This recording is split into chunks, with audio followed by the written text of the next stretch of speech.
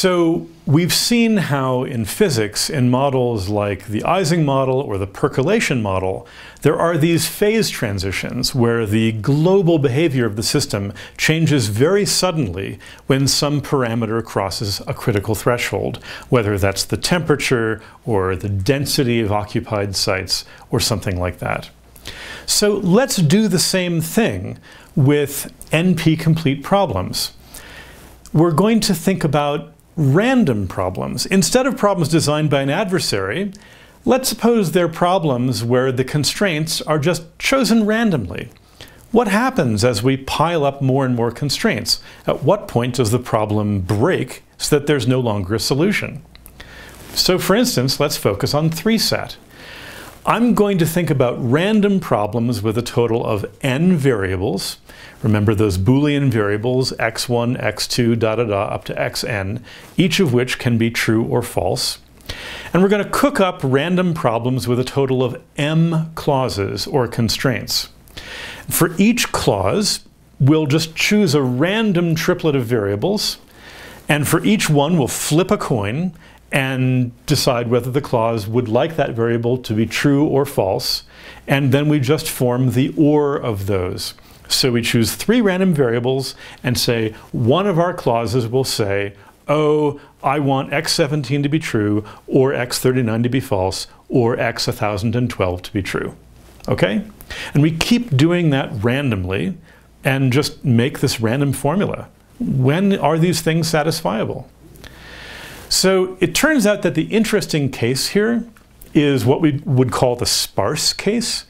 Just as a sparse network is one where the number of edges is proportional to the number of nodes, so that the average number of neighbors each node has is just a constant, even as the network gets very large.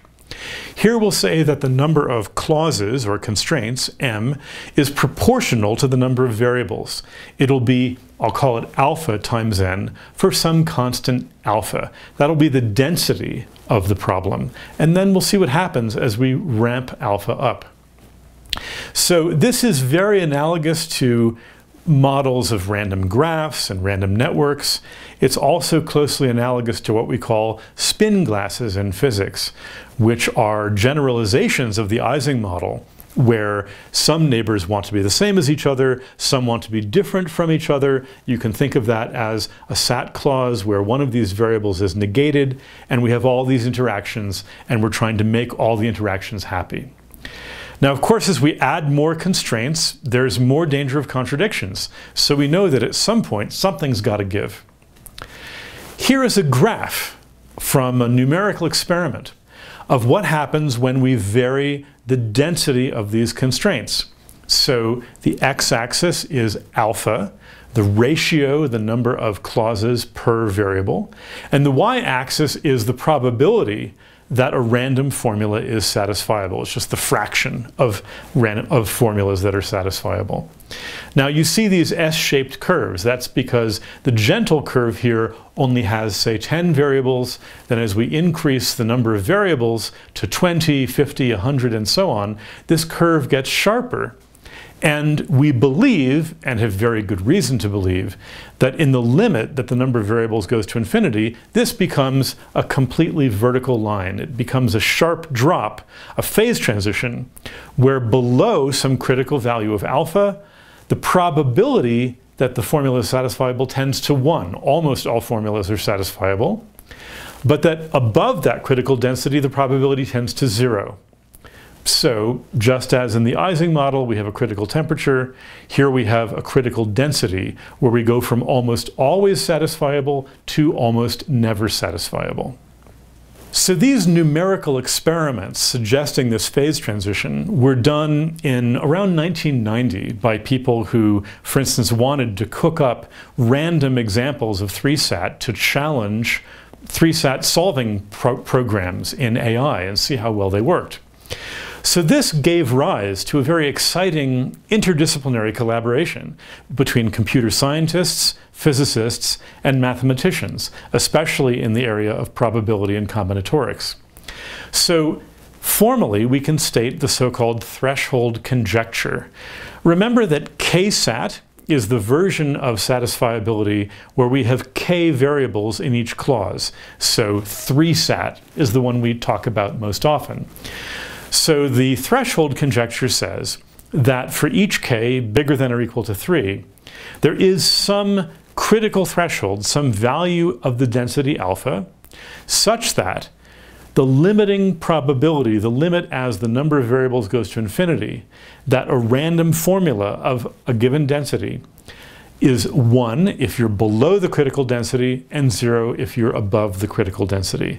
That defines the point at which we jump from almost always satisfiable to almost never satisfiable. Now, for k equals 2, this has been known for a while. And if you recall, 2sat, unlike 3 or more sat, is in P, assuming P and NP are different. So for 2sat, we can do this really just thinking of the formula in terms of a random graph, because a 2sat clause is really just like an edge or a pair of edges between the variables. We also know quite recently, in 2014, proved by Jian Ding, Nike Sun, and Alan Sly, that this threshold conjecture is a theorem. But only, it turns out, in the case where k is pretty large. So strictly speaking, for 3sat, we still don't know that this is true. But the evidence is overwhelming. Why am I telling you all this? You may or may not be the sort of person who worries about proving things in a mathematically rigorous sense.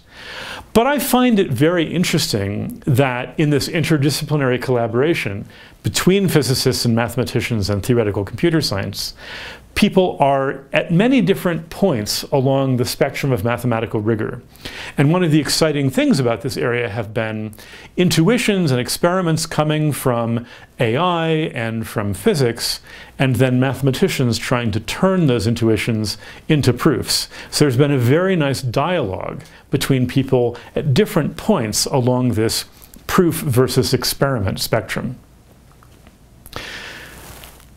The other thing I want to tell you about these random problems is that there's a nice phenomenon if we look at which ones are the hardest to solve in terms of the time that it takes a kind of standard backtracking search algorithm to work.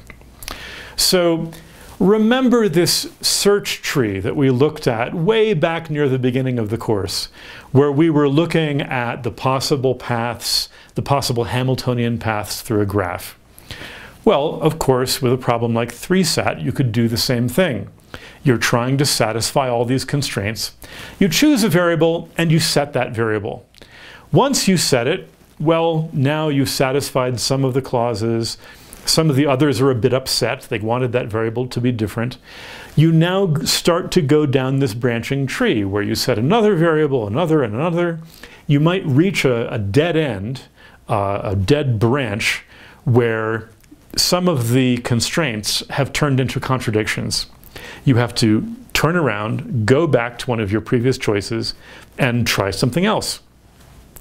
So this is a graph where, again, the x-axis is the density alpha, and the y-axis on a logarithmic scale is the number of steps that a simple kind of standard backtracking search algorithm called the Davis-Putnam algorithm needs to take. What do we see here? Well, when the density is really low, you can tell that the algorithm finds a solution very quickly. And in fact, it does so with hardly any backtracking. It just kind of zooms through, setting variables. The whole formula is kind of slack and floppy and not very insistent on anything, and we succeed in satisfying all the clauses. Then there is a place below the transition where the problems start to get hard. So by the way, the light gray dots here correspond to satisfiable formulas, and the black dots correspond to unsatisfiable formulas. So you see that there is this region where there are solutions, but they start to get hard to find. And we'll talk more about this later. These are cases where, yes, somewhere in this huge search tree there is a solution, But you have to spend a lot of time going down dead ends until you find it, so that your total running time is exponentially large. Notice that the maximum search time happens right at the transition itself. And you can think of this, if you will, as kind of an edge of chaos phenomenon. Above the transition, what happens is there are no solutions, but you still need to explore the entire search tree to confirm that there are no solutions. On the other hand, as you make the formula denser and denser, contradictions arise more and more quickly, and this has the result of pruning this search tree so that although it's still exponentially large, it gets effectively shallower and the exponential gets less exponential. And that's what causes that curve downward. As you see, it's still hard, but it's getting easier as alpha increases to prove that there's no solution.